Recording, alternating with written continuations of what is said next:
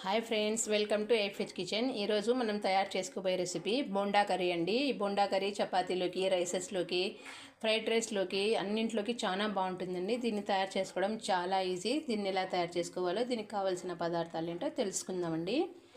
నేను ఒక కప్పు శనగపప్పు, ఒక కప్పు అలసంద పప్పుని తీసుకొని ఇలా నానబెట్టేస్తానండి ఒక 4 గంటల ముందే. గరం మసాలా పౌడర్, పసుపు, కారం, కస్తూరి మేథి, జీలకర్ర, ఉప్పు, పెరుగు, ధనియాల పొడి, అల్లం వెల్లుల్లి మసాలా, సన్నగా కట్ చేసుకున్న టమోటా, ఉల్లిపాయ ముక్కలండి, కొద్దిగా ఉల్లిపాయ ముక్కలు, కొత్తిమీర, కరివేపాకు, పుదీనా, 2 పచ్చిమిర్చి అండి. నేను ఒక మిక్సీ జార్ తీసుకున్నానండి. ఇందులోకి ముందుగా నానబెట్టుకున్న పప్పును వేసుకుంటున్నాను. ఇందులోకి 2 పచ్చిమిర్చి, కొద్దిగా ఉప్పు వేసి మిక్సీ పట్టుకుందామండి.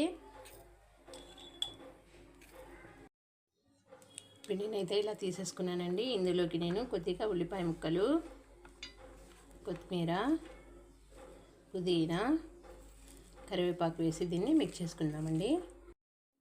ఇలా చిన్న చిన్న బొండాల మాదిరిగా చేసి పెట్టుకున్నామండి. ఇప్పుడు దీన్ని ఆయిల్ వేడిందో లేదో ఒకసారి చెక్ చేసుకొని ఆయిల్లో వేసుకుందాం.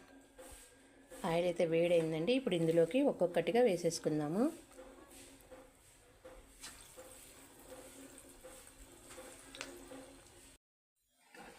బొండాలు వేగుతున్నాయండి. అప్పటి వరకు నేను టమోటాని, ఉల్లిపాయ ముక్కల్ని మిక్సీ జార్లోకి వేసి గ్రైండ్ చేసుకుంటున్నాను.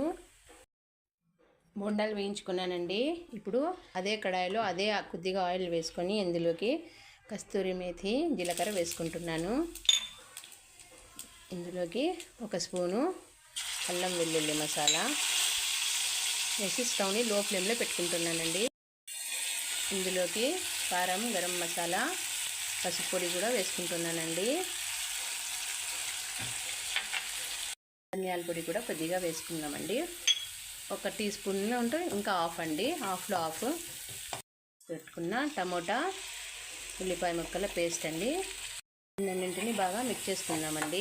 ఇప్పుడు స్టవ్ని హై ఫ్లేమ్లో పెట్టుకుందామండి. ఇప్పుడు ఇందులోకి పెరుగు,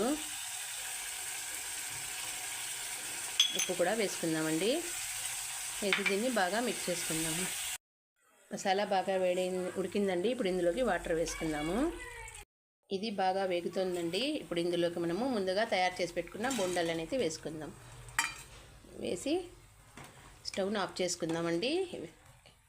అంతే అండి, బోండా కర్రీ రెడీ అండి. తినండి, ఆరోగ్యంగా ఉండండి. నా ఛానల్ని లైక్ చేయండి, సబ్స్క్రైబ్ చేయండి, కుదిరితే కామెంట్ కూడా పెట్టండి.